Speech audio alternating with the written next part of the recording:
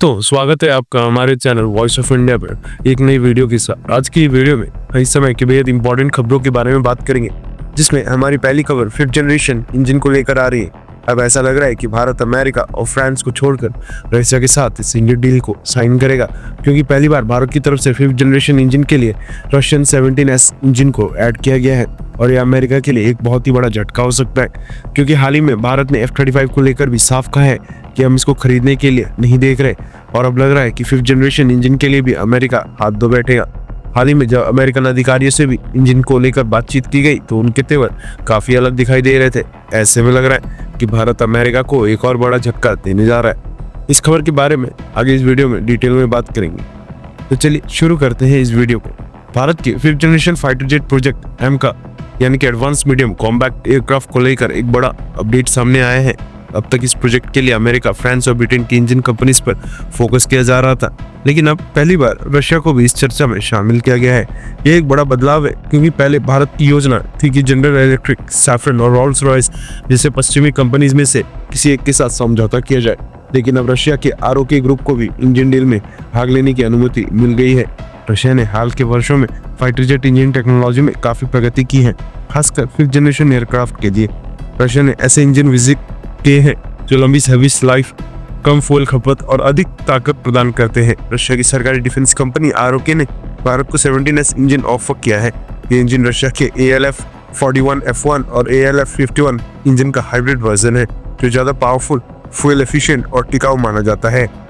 इस इंजन की thrust capacity 142 kilo Newton है, जो भारत के एमका प्रोजेक्ट के लिए तय मांगों से कहीं ज्यादा है। रशिया का कहना है कि ये इंजन भारत की 5th जनरेशन फाइटर जेट एमका के लिए एक बेहतरीन विकल्प हो सकता है। इसकी लाइफ सर्विस 6000 घंटे तक की है, जो भारत में अभी इस्तेमाल और है AL-31FB इंजन से 3 गुना ज्यादा है। इसके अलावा रिपोर्ट्स के मुताबिक ये इंजन लगभग 7% कम फ्यूल कंजम्पशन करता है, जिससे जेट की ऑपरेशनल रेंज और एंड्योरेंस बढ़ जाती है। आपको याद होगा, एरो इंडिया के दौरान पूरे मेन स्ट्रीम मीडिया ने इस इंजन को हाईलाइट किया था, जो दिखाता है कि भारत भी इसको लेकर इंटरेस्टेड है। इसकी खासियत की बात करें तो ये बाकियों से ज्यादा ताकतवर इंजन है। 142 किलो न्यूटन की पावर, जो एमका के लिए तय मानकों से अधिक है। दूसरा, लंबी सर्विस लाइफ, ये इंजन 6000 घंटे तक चल सकता है, जिससे ऑपरेशन और मेंटेनेंस लागत कम हो जाएगी। तीसरा, बेहतर फ्यूल एफिशिएंसी, लगभग 7% कम फ्यूल खपत, जिससे जेट की रेंज और एंड्योरेंस बढ़ जाती है।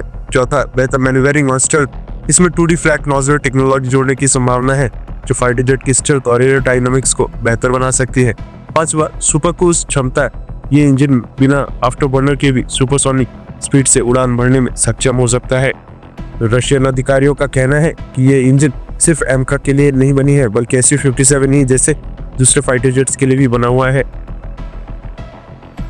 इसके अलावा रशिया भारत के साथ मिलकर इस इंजन का उत्पादन करने के भी पेशकश कर सकता है, जिसे भारत में मेक इन इंडिया के तहत एडवांस्ड इंजन निर्माण की नई संभावनाएं खुल सकती हैं।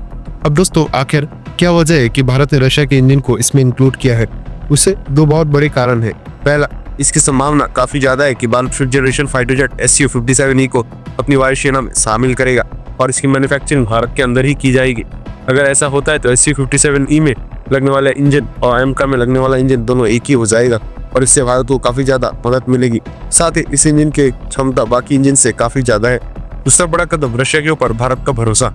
रशिया ने अपने अत्याधुनिक हथियारों की तकनीक ट्रांसफर करने से कभी भारत को मना या धोखा नहीं दिया है, जबकि हाल ही में हमें आपको खबर दी थी कि GTRE के एक अधिकारी ने बताया था कि किस तरह से फ्रांस की तरफ से पहली भारत को तकनीक ट्रांसफर करने का भरोसा दिया गया था, लेकिन बाद में उसने ऐसा नहीं किया था। साथ ही उसका ट्रैक रिकॉर्ड तकनीक ट्रांसफर को लेकर काफी खराब है। दूसरी तरफ अमेरिका के ऊपर भरोसा करना तो हमेशा से खतरे से खाली नहीं रहा है। ऐसे में भारत नहीं चाहता है कि इन दोनों देशों में से किसी को शामिल करे और आगे फ्यूचर में भारत को कोई दिक्कत का सामना करना पड़े।